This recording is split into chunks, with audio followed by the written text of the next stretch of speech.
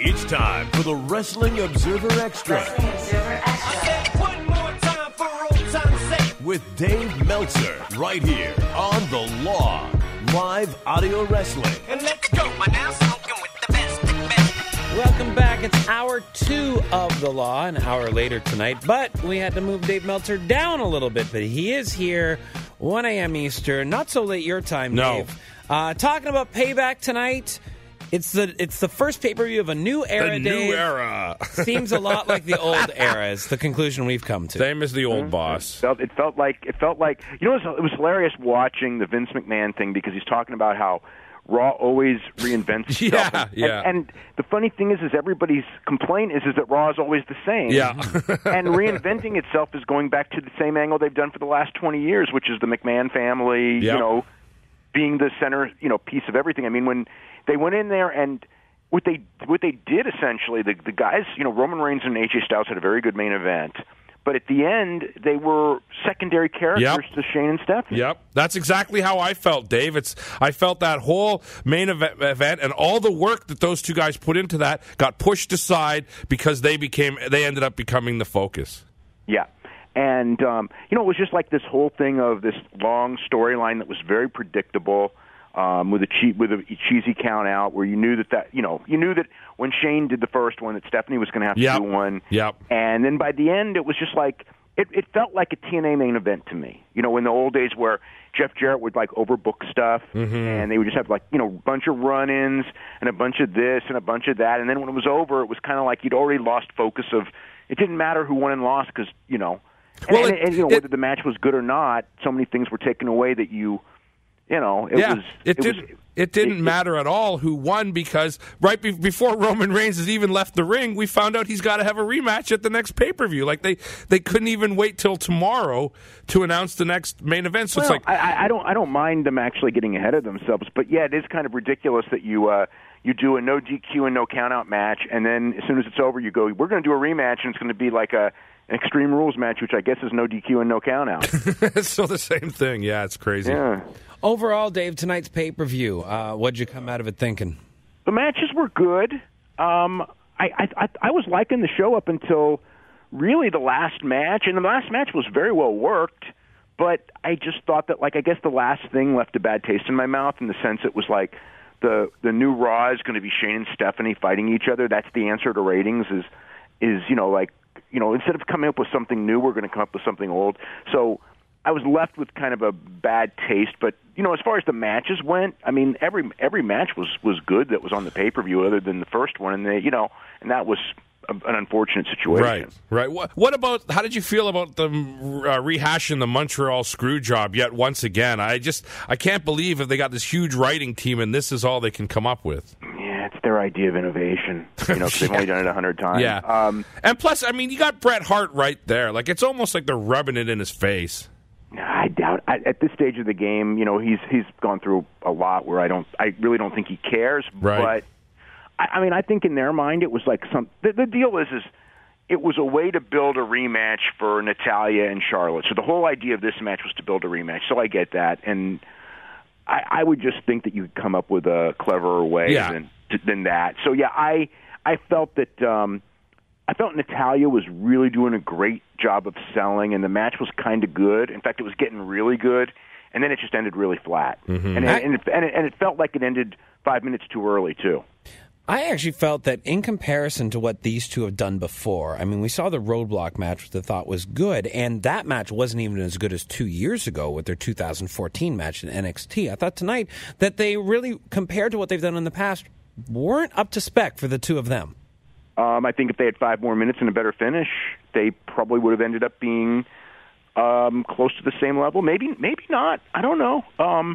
But with that finish and they had less time, yeah, it wasn't as good as the Toronto match was great. So, and it was the thing with the Toronto match. It felt to me that in the Toronto match they had more freedom to do what they wanted. In this one, I mean, but they did do some good stuff in this one. But it was just, I think that you kind of, when it's over, you kind of forget about the good stuff because the only thing that you remember is the finish. It's the whereas in stupid the other ending. matches, Yeah. the finish came from the good stuff. Right. All the good stuff here was irrelevant to the finish. Right. Yeah, that's a good analysis, yes.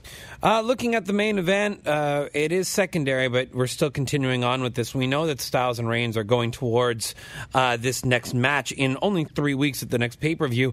The bullet, we were talking about, Gallows and Anderson and their ties to AJ. I feel as though this is pretty much solidified now that they are together as opposed to breaking apart. Mouth is still unsure. What is your feeling on where this troop is headed?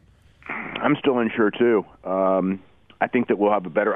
We have to go through where we do the 6-man tag, which I would be surprised. I would kind of expect maybe on Raw tomorrow, and then from there we, obviously go to the next show, and then for the finish of the next show we'll see where they're going. I don't expect anything to change. I'm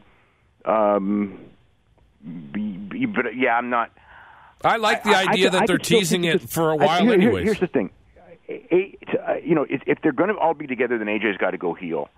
I'm not sure if that's the right move right now, although the fact that they beat AJ on this show and they're going to beat him again on the next show, at that point, maybe then he should go heel. And if that's the case, it's like I figured that either the Bullet Club screws him next show by accident and they break up, or they all go heel after he loses. That's kind of I think those are the choices. The only thing, though, Dave, I would see with that is that if AJ goes heel, they're not going to boo him, though. And also, who does he go against? Because he's going to go against Reigns again. But you're right, AJ could do anything, and when it's against Reigns, he's getting cheered. Yeah, exactly. Yeah, that's true. So I don't know. Also, maybe that's their maybe you don't know and I don't know, but they think they do know, and maybe and they're going to try it anyway. But I think maybe they've already learned that AJ's getting booed. I don't know. Yeah, it's fun. It's funny. It is. It's a weird situation. They can manipulate everything, and usually they can. This one they haven't been able to. Outside of the ring this week, Dave, there was a situation with Ric Flair at an airport. This just seemed to get blown way out of proportion, and Rick was on the pay-per-view tonight, looked fine, performed fine. Has this blown over? Completely, because if it hadn't blown over, he wouldn't have been on the show. Right. So there was a period where, when it first came out, I don't think that they were very happy because they don't want their talent in that situation. But I think the key was when the police said that he wasn't drunk. It was kind of like that's the end of the story at that point, because if he just tripped and fell, that's it. There's no story essentially other than he fell. There you go. Well, that's simple. Good. Yeah. Also, big news this week. Eric Young popping up on the NXT tapings. Do we know anything about Eric Young's contract? Is he just going to be a player down there, or is this one of the what was talked about with James Storm that never came to materialize, but kind of a player-coach scenario? Yeah, I think my impression is this is similar to James Storm in that he's there, and I don't know that they have a deal with James Storm. Obviously they he went back to TNA. I think that with Eric Young, I think it's less likely he's going back to TNA. So, they put him on. They beat him right away. So it's like if he doesn't come back, they already beat him. It doesn't matter. You know what I'm saying? Yeah. So if they do business or not, I think that's probably to be evaluated. So there's no contract at this point. There's no. I haven't heard of any contract. No. And Bobby Roode, who I'd heard was backstage, did not appear in the last set of tapings. Though, do we know the status of Roode? The impression I got is they're pretty close, but there's no deal yet. And once again, that's looked upon as a player-coach type thing.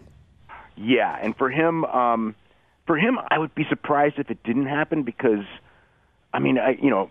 he's really talented and he's probably one of the right guys for that role.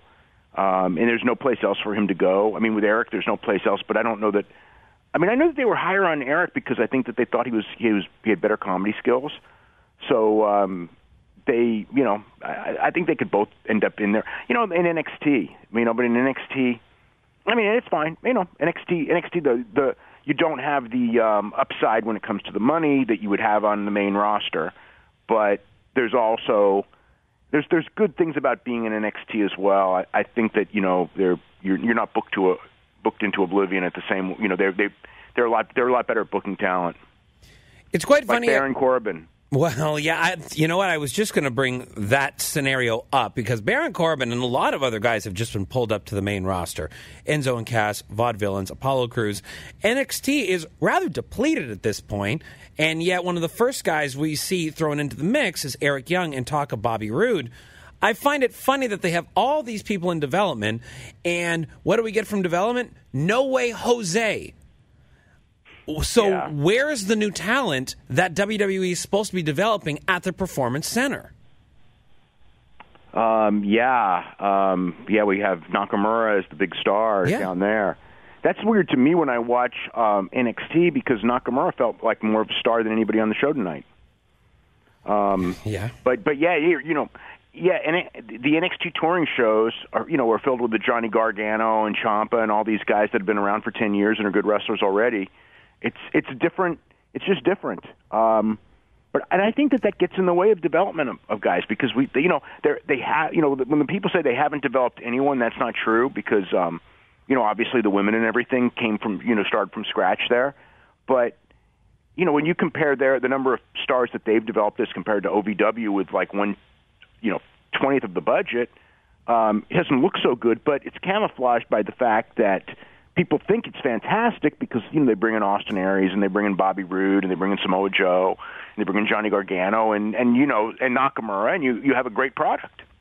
Mm-hmm. So it's almost sacrificing what it actually is, development, for the sake of putting together a good secondary touring brand. Another brand. It's an interesting thing. It gets it's tremendous for the PR for Triple H because what it is he gets tremendous PR for putting on these great shows, but he's under no pressure to make money with the shows. I mean, can you imagine if Paul Lee never had to make money, never did, but if Paul Lee could go forever and lose money, I mean, he could have put on the greatest shows in the world if he never had to worry about making money at the end. Right.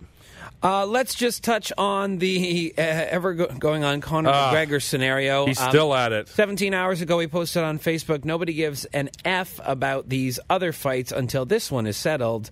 Cut the BS, run it back. #RealFight. McGregor is not on UFC 200. It has been announced that it's Jones versus Cormier. What's he pushing for here now? I think he's pushing not to lose the Diaz fight. I think he really wants that fight bad and hopeful that he gets it on 201. And I think he probably will because, it makes the most sense. And, UFC's, they've punished him and they've like, you know what I mean? Mm-hmm. It's like they proved their point, so they don't need to prove it anymore.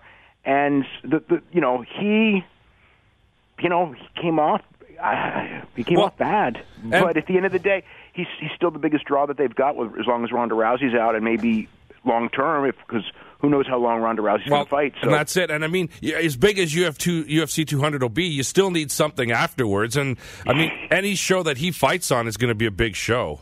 Yeah. So, I mean, I think, depending on where and what the plans are for August and September, I figure that's where, that's where Conor and Diaz, fit in.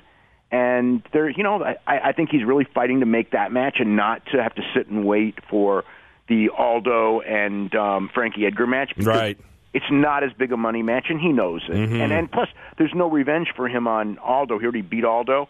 And Edgar, win or lose, he doesn't really prove anything, whereas with Diaz, I think he needs to prove something to himself. Sure. So, yeah, he's pushing forward, and he should get it. I mean, I don't think they should punish him any longer.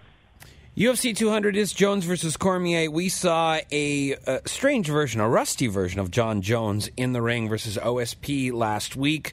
Do you think Cormier has any sort of chance here? There's always a chance. I'm not favoring him, but the last fight made it tough. I mean, it's just hard after that last fight, and he wasn't blown out. I mean, he won one round. There were two rounds that were somewhat close. There was one round that Jones won pretty solid, and two of them I think he won pretty solid. He was the better guy on the first night, and Cormier's getting older, and he's moving into his prime. Right. But the Jones that fought OSP, I don't think was as good as the Jones that fought DC. Definitely not. DC would have fought him on that night. God, I think that night it would have been a hell of a fight. Yeah. And DC, think DC would have a chance to win. I think Rumble Johnson would have a chance to win on that night. Now, we'll see. Will Jones be the same Jones in his next fight? Right. I think he probably won't be. Yeah. I think whatever it was that kind of made him slow to pull the trigger and things like that. I think he's got that genius coach, Greg Jackson, and they're going to figure out what's wrong, and that's a scary proposition because, even when he was making mistakes, he won 5 rounds and was never really challenged. That's true. Dave, what's in the Observer this week? Well, I guess we're going to find out on Tuesday. Okay, I don't know what's in the Observer this week. Coverage of the New Japan show and coverage of the New Japan show on Monday night or Tuesday morning, and then coverage of this show and whatever they do on Raw, and that'll be the main stuff. All right, good stuff. And I do have a story on the declining male audience of WWE. Yes. Because it's declined a lot more than I thought. Interesting.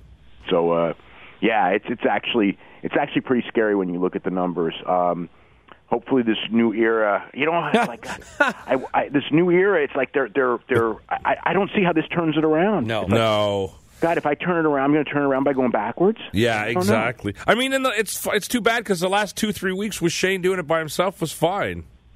The TV's been good. Yeah, but it was building to this. This was always the idea. And who knows? Maybe that conflict will be better. But it was just even if it is.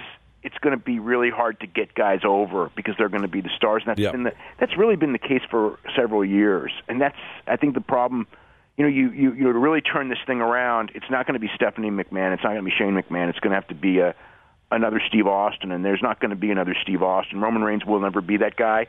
And there's not going to be that guy. There's not even going to be a Daniel Bryan, I don't think, as long as everything is focused on Shane and Stephanie. And that's what it's going to be, and we're going to watch that tomorrow night and talk to you next week at this 1 hour earlier. Back to regular time next week, Dave.